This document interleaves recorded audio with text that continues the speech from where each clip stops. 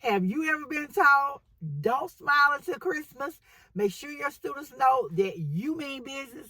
Set your boundaries from the beginning, and that way your class will flow clearly. Well, I know I sure have. As a veteran teacher, I've heard this said to me over and over again. And yes, it's good advice, but at the same time, it's not so good advice. If you've ever been told to set clear boundaries with your students, but you end up feeling like a villain in your own classroom, then hey, I understand. We want to talk today about how we can set clear boundaries with our students without coming off like a villain or being seen as too mean in our classroom. Because let's be real, a lot of times our boundaries are failing us. Setting those boundaries are failing us. And I know myself, this year, I set boundaries. I didn't hold to them like I should have. And a lot of times I felt like the villain, but we all know that boundaries work. And today we're going to talk about how we can set clear boundaries with our students without sounding like the villain in our own classroom.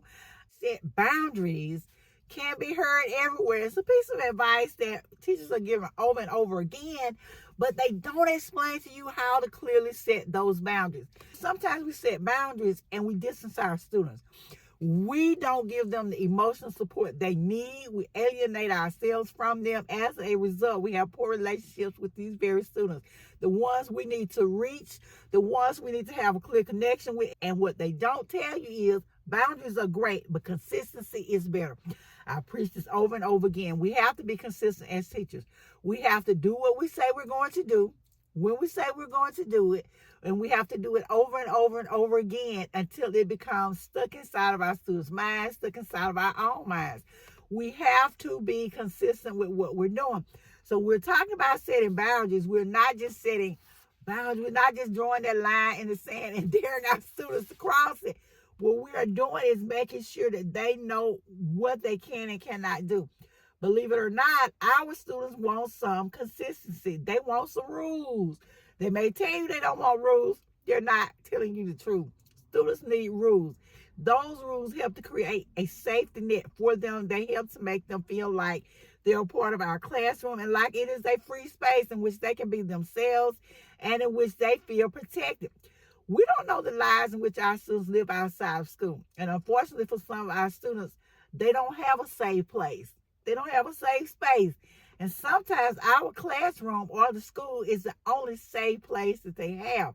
So when we're being so firm and drawing that line, like I said, in the sand, and we are daring our students to cross it, sometimes we are hurting the very students in which we need to. Don't care how much we know until they know how much we care. I have a new superintendent, and one of his main phrases is to lead with love. We have to lead with love and we have to lead with clarity. That means we have to allow our students some grace. When we're saying set boundaries, yes, we're going to set those clear boundaries with our students, and they're going to know what we expect and when we expect it. But we also want them to know that they are, as I said earlier, in a safe space, that we have some clarity, that they know the rules, that the rules have been explained to them, and they know what is expected of them and when it is expected. We want to think of them. Stop for a moment and think about yourself as a student. Think about that teacher you had that was really, really mean. Did you respect her or him? Did you like him or her? Did you feel safe inside of their classroom, or did you go in there with fear every day? I'll tell you a true story. My son, when he was a very little boy, had a teacher who was very sweet and nice that I thought. But anyway, he had to fill out those lunch forms like we have to do so often. And I gave him the form. I think it was in my first, second grade. I said, Devin, here's the form. Take this form to your teacher and turn it in. Well, he didn't do it. He came back home the next day. I checked his book bag. The form was still in his bag. I said, Devin, take the form to school and give it to your teacher. He said, okay. Okay, so he comes back the next day again, and the form is still in his bag. When I checked his book bag, I said, Devin, give the form to your teacher. And finally, he confessed. He said, Mama, I can't give her the form. I said, why can't you give her the form? You have to give her the form. He says, because she done told us we can't talk. We cannot talk, or we'll lose recess, and we won't get our snack. And he gave me this whole list of consequences that were going to happen if he talked. Because he was so afraid of her, and because he was wanting to follow the rules, he was too scared to raise his hand and say, ma'am, I have my lunchroom form. And because she didn't specifically ask for the lunchroom form, he didn't voluntarily give it to her. I had to take off work from my job, go to the schoolhouse, and hand the teacher the lunchroom form because my son was absolutely terrified of his teacher. She had set her boundaries. She had made those boundaries clear. She had drawn her line in the sand, but she had drawn them so far to the extent that my child was afraid of her. He has never mentioned her as one of his favorite teachers. He has never talked about how good she was. And yes, she was a very good teacher. But she has set her boundaries and she has set them too firmly. When we make our students afraid of us to the point that they can't talk, we have gone too far. And I'm not saying let your kids talk and run all over your classroom. What I'm saying is we have to, again, lead with love. Some boundaries inside of your classroom that are so strict and so firm that you ask yourself sometimes, am I being clear with these boundaries? Am I doing too much? If you do, please let me know in the comments below. And if you have some boundaries or rules inside of your classroom, what are they? Please feel free to share in the comments and tell me how you enforce your rules without seeming like a mean teacher or the villain inside of your class. Let me offer some clarity. When we talk about changing the way in which we set boundaries, that means we have to shift our mindset. Often as teachers, we are stuck. We teach the way we were taught. A lot of times, because of the teachers we had, either we want to be just like them or we want to be not like them at all. I think our experiences also tend to color the way we go into our own classrooms. But we have to shift in our minds.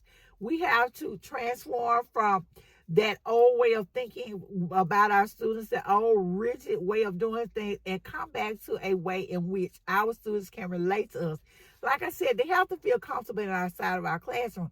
And unfortunately, today's society and the times in which our students live, times are not as easy as they were years ago. We used to have a village in order to raise our students. We all were together, but that time has passed, and unfortunately, some of our children go on to places that are not safe. And we want to make sure, as we're setting our boundaries, that we're not alienating the very students in which we are trying to help and trying to service. Whether you are approaching a new school year or the school year is coming to an end and you're just doing some reflecting back on how your school year went, or maybe it's the middle of the school year, who knows. But let's think about ways in which we can set boundaries with our students without coming off as a villain inside of our own classroom. Be sure to share in the comments below what you plan to do differently this year so that you can lead your classroom with clarity and love. And you can set and have those clear boundaries without doing too much. And if you want to know how I did this school year, check out my video on the biggest mistakes I made this school year. And I'll see you guys in the next video.